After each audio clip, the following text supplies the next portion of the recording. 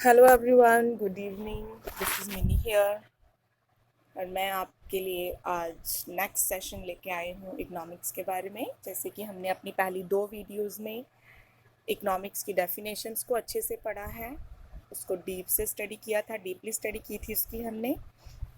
और अब हम उसके पढ़ेंगे टाइप्स। इकोनॉमिक्स की कितनी टाइप्स हैं, how many types of economics, तो उसके बारे में हम लोग पढ़ेंगे।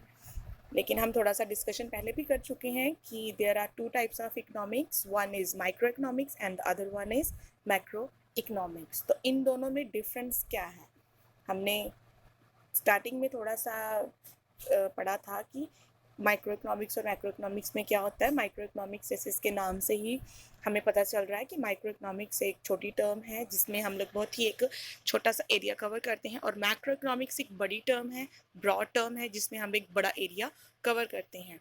तो अब हम इसको डीपली से पढ़ेंगे कि माइक्रो और मैक्रो इकोनॉमिक्स में क्या डिफरेंस है। तो माइक्रो इकोनॉमिक्स में क्या है? First step, factors that influence individual economic choices. Second, decisions of individual firms, decisions of individual consumers, how demand and price are determined in individual markets, decision of individual households and labor economics. अब हर एक step में हमने एक individual word पढ़ा है। Individual मतलब एक बंदे का, एक व्यक्ति की बात हो रही है यहाँ पे। तो जैसे कि आपको पहले ही बताया है कि माइक्रो मतलब एक छोटा एरिया कवर करना, तो माइक्रो इकोनॉमिक्स में हम individually demand, individual supply, individual prices, individual की ही बात करते हैं।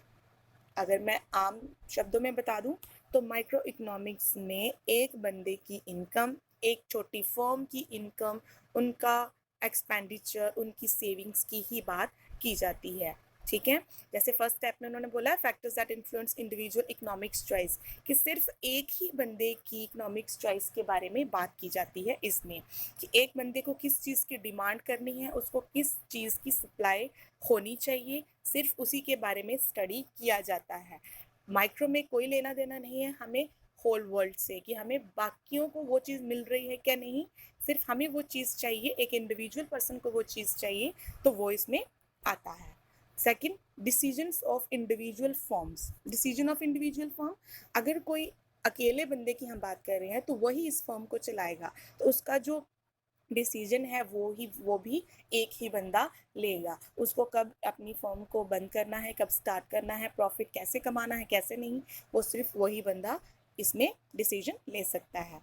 Okay, decision of individual consumer, अब जो कंज्यूम करने वाला है, जो फॉर्म में चीज़ बन रही है उसको जो कंज्यूम करेगा, जिसका जो उपभोग करेगा, तो उसी पे डिपेंड करता है कि उसको कौन सा डिसीजन लेना है।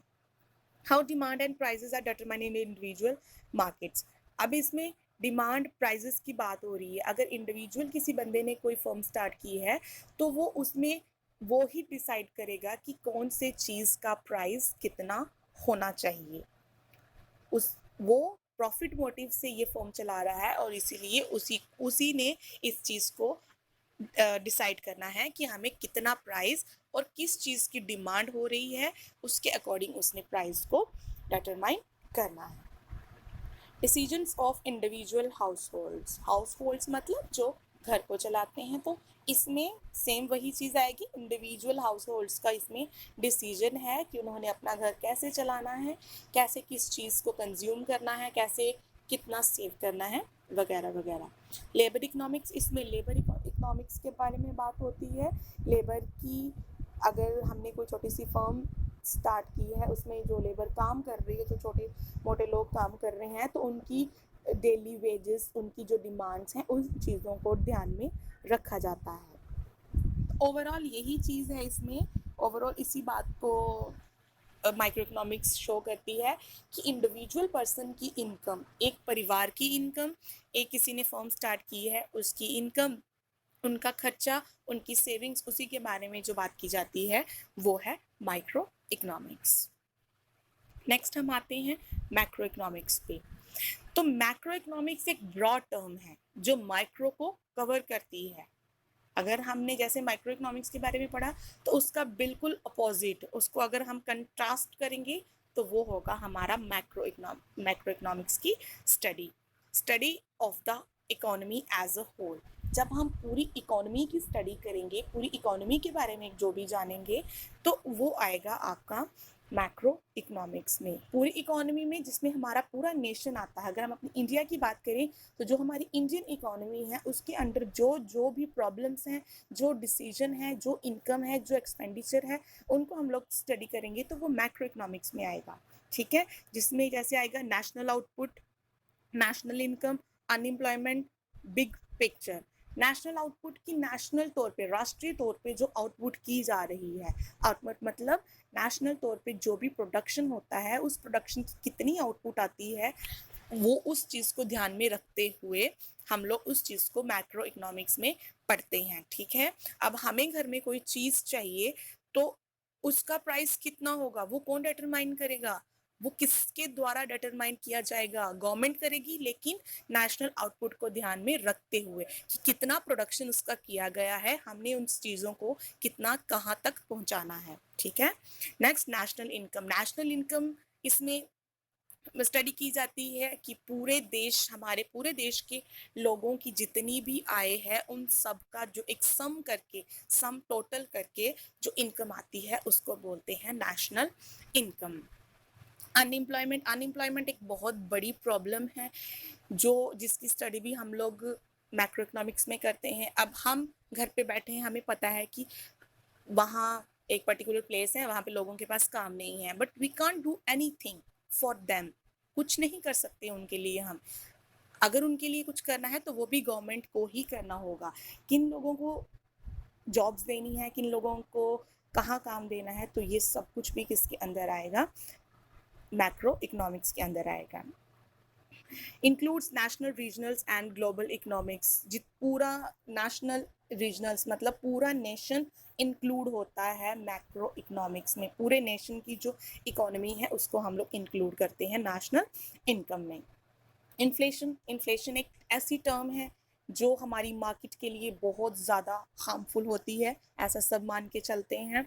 तो इन्फ्लेशन क्या टर्म है? इन्फ्लेशन वो टर्म है जिसे हम डिफाइन कर सकते हैं कि जब वैल्यू ऑफ मनी, जो वैल्यू ऑफ मनी है वो बढ़ जाती है मार्केट में।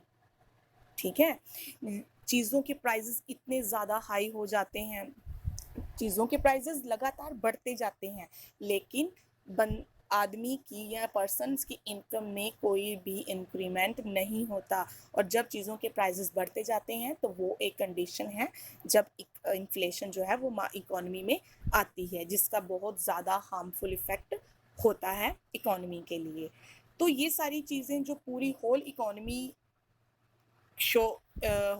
को शो करती हैं। होल इकोनॉमी में हम लोग जिन चीज़ों की बात करते हैं, एग्रीगेट लेके चलते हैं, तो वो सब किस में आता है, मैक्रो इकोनॉमिक्स में। तो ये थी हमारी माइक्रो और मैक्रो इकोनॉमिक्स की डिफरेंसेस जो हमने अभी आपको बताई हैं। तो आई होप कि आपको ये अच्छी लगेंगी। अगर इनके रिलेटेड आपका कोई भी क्वेश्चन है तो आप कमेंट बॉक्स में कमेंट कर सकते हैं। मैं उन कमेंट्स को, उन क्वेश्चंस को अच्छे से समझाने की पूरी कोशिश करूँगी। तो हमारा जो नेक्स्ट वीडियो होगा वो मैथ्स के टॉपिक पे होगा। मैथ्स का कोई चैप्टर की वीडियो हम लोग बनाएंगे।